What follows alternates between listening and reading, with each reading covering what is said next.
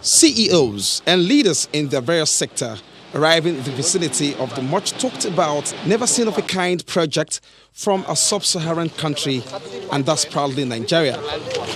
Because we have the two. You have most likely heard about the Dangote refinery somewhere in the outskirts of Lagos, but have perhaps self-generated images of what it really looks like. First off, aside the refinery project, heavy ancillary projects are being built simultaneously and have attained high percentage completion. The executives make their initial stop here, the export and import terminal of 8 lines to convey crude from the vessels arriving connected to a subsea pipe and products line for evacuation of refined product with one of the pipes measuring 48 inches. This is all built up from the scratch. Heavy concrete works, tons and tons of iron and cement. So is this the refinery? Of course not. Another drive is initiated to another location within the catchment, and it is a newly developed port. It became necessary to add a port to the refinery project because some of the components required for this 650,000 barrels a day refinery could not be brought in through any of the Nigerian ports owing to the tonnage and moving them beneath the Lagos bridges. The port here can berth vessels for import and export and already in use, certified and approved. Put together, this has become a part of the Dangote refinery / petrochemical complex and fertilizer plant.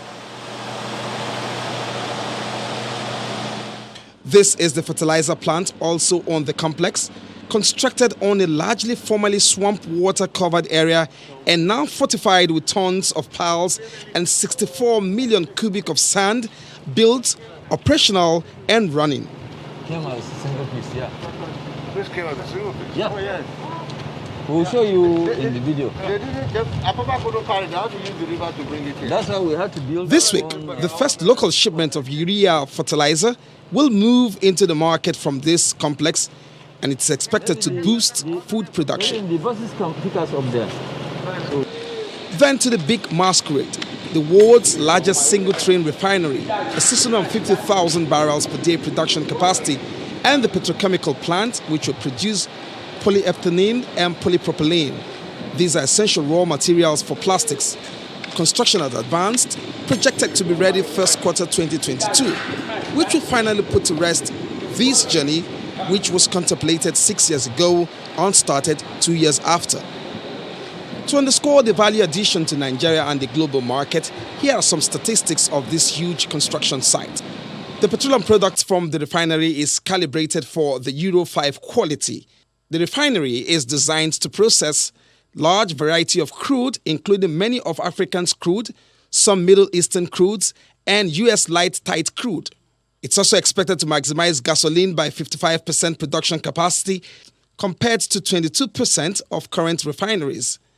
For fuel requirements in Nigeria, when compared to products from the Dangote refinery, output from refining here is projected at 57 million litres of gasoline against 33 million daily demands, which represents a surplus of 24 million litres per day. Kerosene will stand at 11 million from Dangote refinery against 8 million daily consumption. That's a 2 million litre extra. For jet fuel, 9 million against 1 million consumption daily in Nigeria, an excess of 8 million litres. For diesel, 27 million production, 10 million required, an excess of 17 million. So a total of 103 million various derivatives of petroleum products will be produced here. The four-time caller to this complex, who has seen the various developmental stages, feels fulfilled. Based on agreement and discussions with NNPC or with the oil companies, that he could buy his crude in Naira, well, sort of, I would say, anchored to the plat, right, and refine it and produce it for Nigerians' use in Naira. So that is where the element where FX is saved for the country becomes very, very clear. something. The media powerhouse executive aligns with the economic gains and prospects. Haven't gone round this 5 hours or more. One is really speechless. All you can say is that, God bless Aliko Dangote, because this is going to impact on the country and the foreign exchange. It's going to impact on Nigerians. It's going to impact on the economy positively. He saw it before we all did. Aliko Dangote. Go to some of these beaches, you see massive line of ships, especially at night. All those ships that are just carrying petroleum products, be it gas, be it diesel, so they are here capturing the market of Nigeria and other, West African countries. And all that will stop. Certainly.